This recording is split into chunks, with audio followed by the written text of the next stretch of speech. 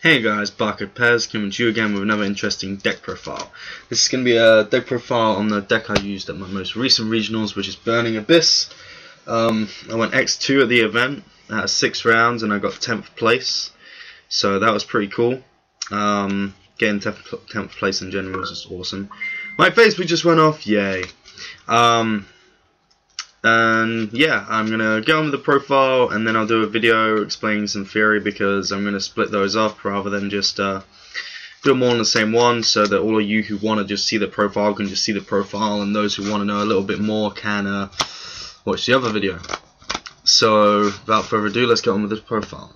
So Burning Abyss 40 card main deck, obviously. So you got your standard Burning Abyss, which is free Graph, free Seer, free Skarm, free Rubik, 2 Libic, 2 Farfa, 2 Calcab, and 2 Kagna. So you got a 20 Burning Abyss monster count right there, which is actually quite a lot, which is kind of what you need with the deck anyway, because the deck needs to be able to OTK in this format, in my opinion. But finally, you got your 3 tour guides. No BLS. I didn't want to run BLS today because I felt that it's kind of crap, in my opinion. I just don't like it. Triple MST, double Book of Eclipse, double Mass Change, 1 Good and Evil, 1 Allure of Darkness, 1 Foolish Burial, 1 Snatch and Steal, 1 Dark Hole, 1 Regeki, and 1 Book of Moon. I figured with the way the format is going, it's better just to run stuff which can kind of take your opponent's advantage away from them, i.e. Snatch and Steal, Dark Hole, Regeki, Book of Moon, even the Book of Eclipses, and even the Mass Change 2 with obviously the triple MST, because Mass Change 2 just allows you to go into Dark Claw, and that can take away quite a bit of advantage which your opponent may have. And for the final 3 cards of the deck, you got your 2 Fire Lakes. I don't like it at 3. I didn't see the point in running 3 Fire Lake because of all the cards which I have to get past my opponent's field anyway. So I saw it as kind of irrelevant to run it at 3, and I thought it'd just be a bit of a dead draw if I run it at 3. So I ran it at 2 and felt I'll only use it to mass destroy my opponent's back row, or against the Cliff Fort matchup where I will actually use it against him on his monsters when he goes for the disc play. And through that disc play, obviously, you chain to the summon, activating it, destroying the disc and the 2 pendulum zones. But the final trap, which was really awesome just to draw into, was my crush. Just a 1. I've been thinking about pumping up to 2, but I don't know. I like it at 1, and I draw it when I need it, so it's kind of cool. And it also got me game against a Cliff Fort player, which was quite nice. So that's it for the main deck. You got 40 cards there, so let's get on to the extra. So you got your 3 Dantes, obviously. If you're not running 3 Dante, then you're running this deck wrong. With the 2 Virgil, your 2 Dark Law, and your 2 Downward. Everything else really doesn't really matter in the extra deck, but it's just there because you can summon it. So there's your real decent cards which you use. And then you got your Leviathan. It's just an out to Dark Law without having to go into Acid Golem, because Acid Golem can lock you down, and I didn't really want to have to do that. 1 Shark, 1 Acid Golem, 1 Giga Brilliant, 1 Zen Mains, and 1 Alucard. And that's it for the extra deck. So obviously it's a 15 card extra deck. If you're not running a 15 card extra deck, you are running Cleese. If you're not running Cleese and you're not running a 15 card extra deck, why are you playing this game? But anyway, let's get on to the side deck. I wasn't exactly expecting Necros to be the most adamant deck at the event, and I was correct. It was Cleese and Satellas.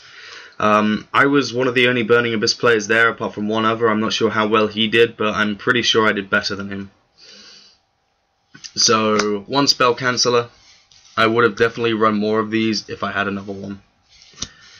2 Majesty's Fiend, 2 Vanity's Fiend, 2 Flying Sea, 2 Maxi, 2 Spell Shattering Arrow, 2 Fairy Wind, and 2 Vanity's Emptiness.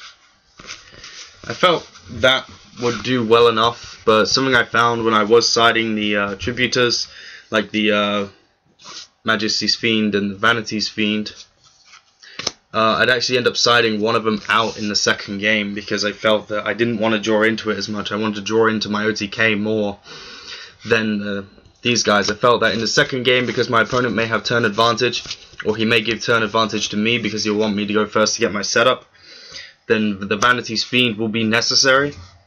But if I do not win that game and I have advantage for the next game, I'd side one out and I'd choose to go second, so my opponent can go first, I can get an extra draw, and I can go for my OTK. But the reason for Max C and Flying C was purely because of the factor of mirror match. I was expecting a mirror match at some point in the day, but I did not get it, which was a shame. I wish I had the mirror match in the last round because I know I would have won that. I haven't lost the mirror match just yet with this deck.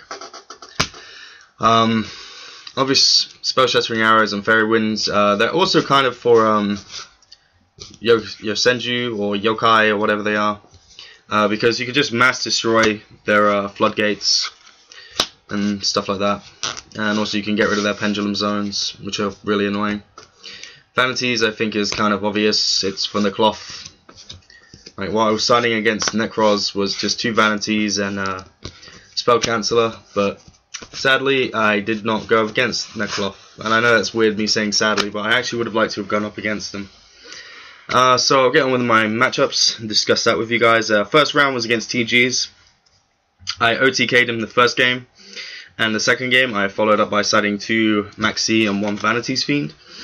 I did not get to use a Vanity's Fiend, but I drew into the Max C early game, and he went for his play, and I just Max C'd him before he could do it. So he went off, giving me 2 draws, which was quite nice. He didn't want to. No, he gave me 3 draws. He gave me 3 draws off it because he didn't want me drawing too much, but that was enough. And I managed to get Dark Claw out, beat over his field, and he just couldn't get past it because he Lord of Darkness, then discarded his whole hand to the graveyard. So he scooped.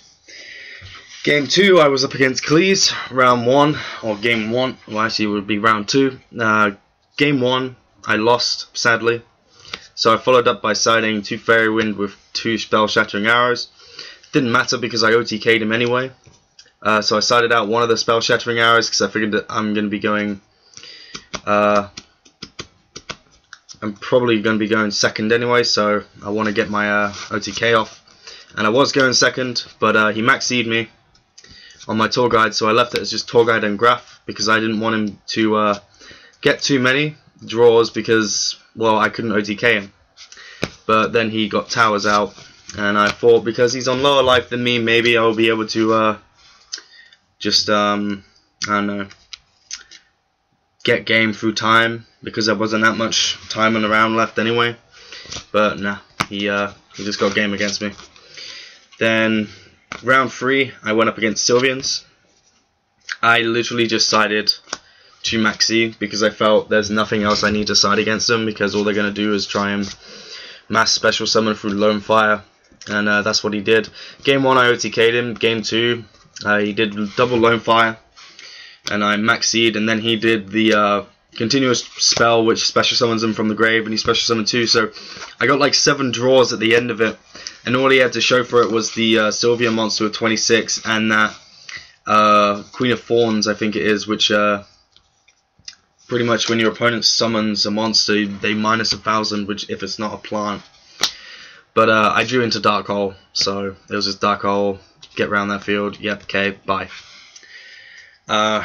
Round 4, I was against the Tellarknights. Game 1, I beat him. Game 2, I sided the 2 Vanities and the 2 Majesties because I figured again I'm going to be going first. So, well, I thought he'd want me to go first, but actually he didn't. He wanted me to go second. So that was a bit. I thought he'd want me to go first, to be honest.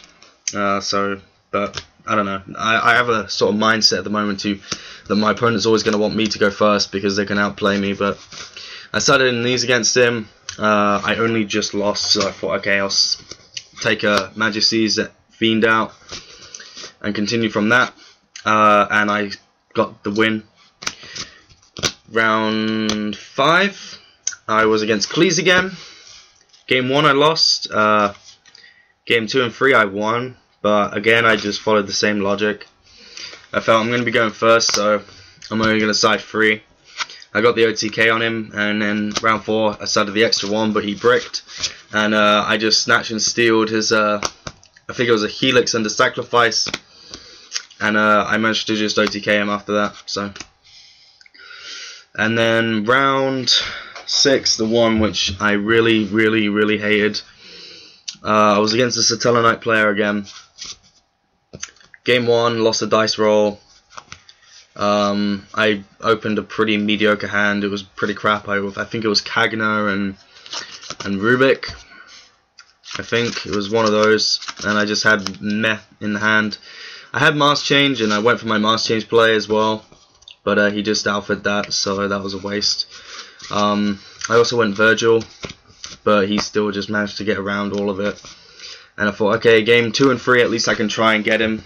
So, again, I followed the logic of he's going first, so I'm going to want to just side 3 against him, but I opened Atrocious, and I think I can probably just show you that hand right now if I can remember it. And I think that was my opening hand. And I thought, okay, if I draw a Burning Abyss monster, it won't be too bad, but I didn't. And I had to play with this. It was horrible. I tried to snatch and steal his what do you even call it? Trevia? Yeah, Trevia. And I thought, and I think he, I don't know why, but I don't know why he didn't just MST it straight away, because I would have thought he'd be expecting the Majesty's Fiend tribute, but instead he waited for me to attack with it to tribute. I would have thought he'd just MST it straight away, because he said to me that his back row was just bluffs. He didn't have anything, so, and it's like if I had the thing is if I would have had the Majesty's Fiend in my hand, I don't think there'd be any way for him to get around that field, because it would have just been a Vanity's Emptiness, so he's not going to be able to get the special summon anyway. Even if he somehow managed to gain a lot of advantage over me, just Raigeki, and so on and so forth. I could even normal summon a Burning Abyss and Mass Change if I wanted. But sadly, I lost round 6 to my deck drawing horribly, but oh well. So that's the deck profile, guys, and that was my matchups. So please leave a like, comment, and please subscribe, and I'll get back to you with some more videos. My next regionals will be in March, and it will be in Sheffield, so wish me luck for then. I hope I do qualify, because had it kind of cheated out of me last time, but either way, see you guys later.